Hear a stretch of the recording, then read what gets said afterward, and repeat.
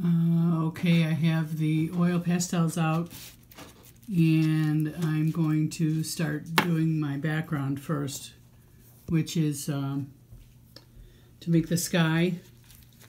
And remember, I told you to work from the back and move forward. So I've got this, the white, I got the blue, and I want to have this other kind of blue. I don't want to have this greenish blue here. I don't know if you can see that. I don't want to have that because you shouldn't have any green in your sky. So I'm going to grab these three blues right here. You're going to be surprised at the way I start because I'm not going to start with blue because the sky is actually a light blue. So you should always start with a light color first and then put the other color over that. I'm going to try to find a way to set this so that you can watch what I'm doing, or try to find a way to do it one-handed.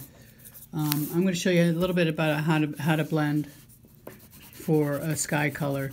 I told you in the beginning before I left that maybe you might want to use a white paper, but I tend to like to use a colored paper, and I make sure that I cover the entire paper, so you won't see any of this orange afterwards.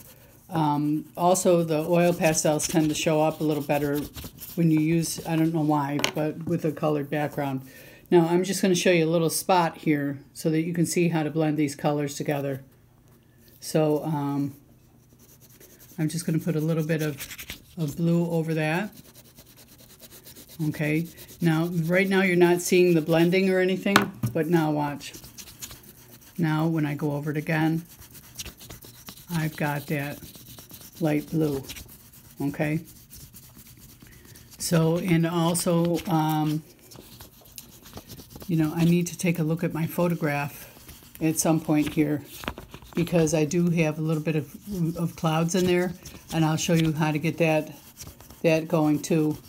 Now, remember, always work from the back forward because some of you are going to be tempted. You're going to put that tree right in front, and I've got in my photograph, I've got some trees right in front, and really you need to really try to curb that temptation to do that tree in the front first, because then you're going to have to try to put your clouds in and everything else in around that tree.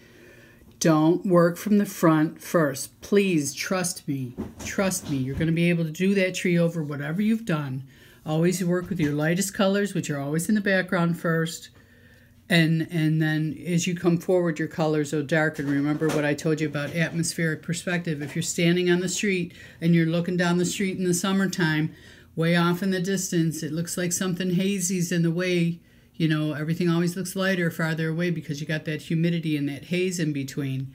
And that's because atmosphere. That's why it's called atmospheric perspective. So, you know, always work from the back and move forward. You know, if I want to create a little bit of gray in the sky, I'm going to take, oops, I thought that was black. It's a little bit of purple.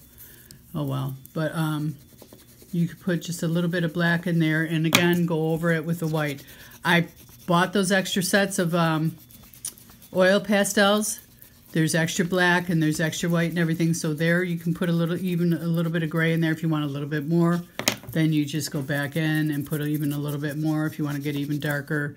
You can blend it with your finger or with the tissues. That should still be on every table, right? They're still there, right? We're not just picking them up and throwing them out.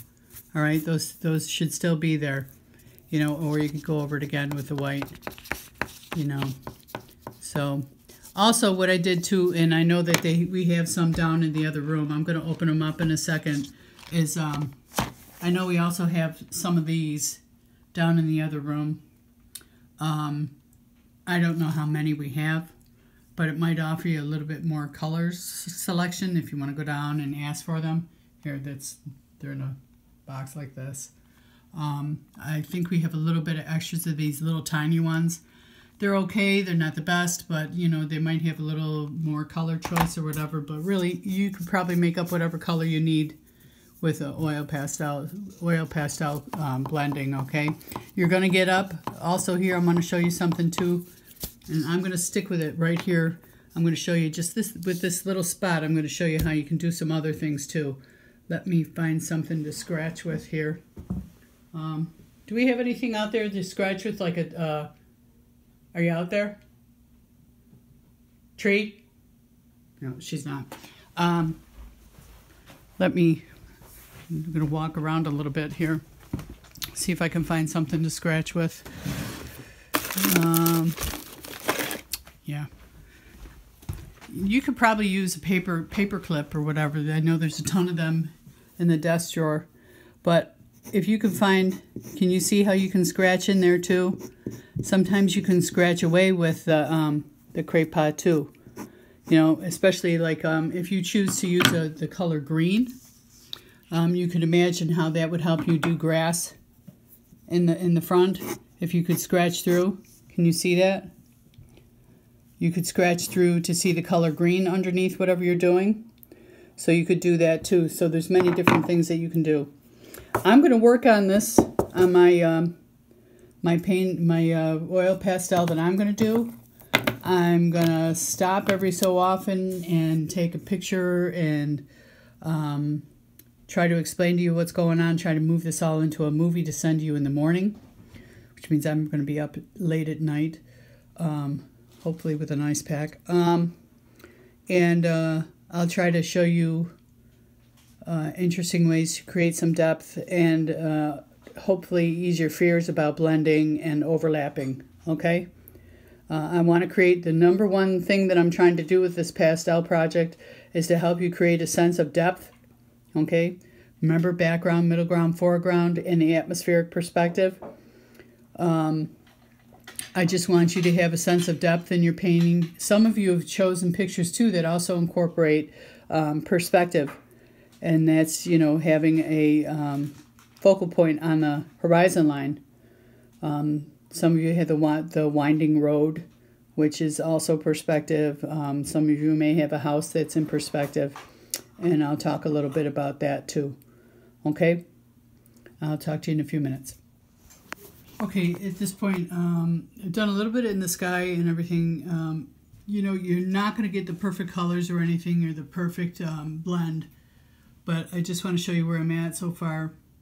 I'm laying in the sky for the background and everything. I've got the very background, which is a ridge of hills and stuff on the other side of the lake. I've kind of drawn in an outline where the tree is going to be in the front. You'll see that more when I get closer to the front. I just kind of got it outlined and where it's going to be. I'm going to pull up. I kind of outlined the foreground a little bit, and I'm laying in the lake right now. So, you know, I'm working from the back and moving forward. Just kind of like I told you guys to draw it out with pencil first. I didn't really draw mine out with pencil first, but I've been doing this a lot longer than you guys have. So, what Aaron, in a little bit, see Aaron right there.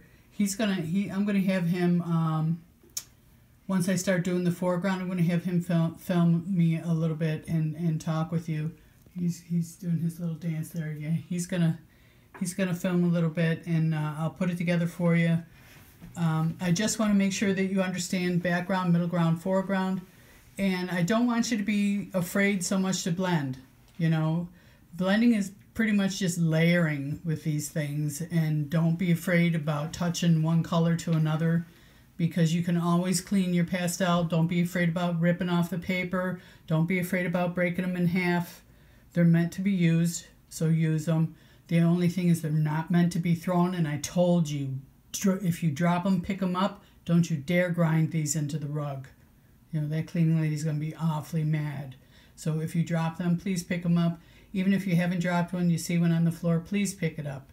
Because the oil in these, it's a real pain in the butt to pick it up off of a regular floor, let alone a rug floor.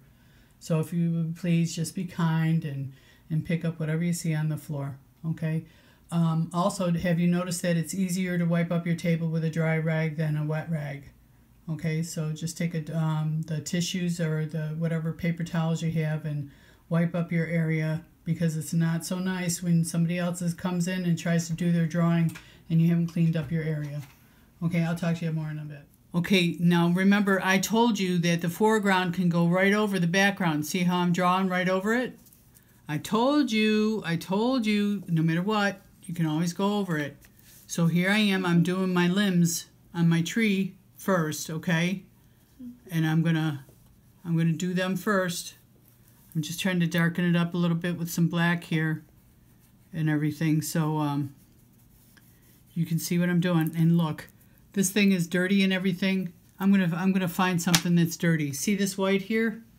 This is how you clean something that's dirty. Take it, have a scrap piece of paper. Do you see how that just came clean? Have a scrap piece of paper next to you and just clean it off. All right? Just clean it off. That's enough.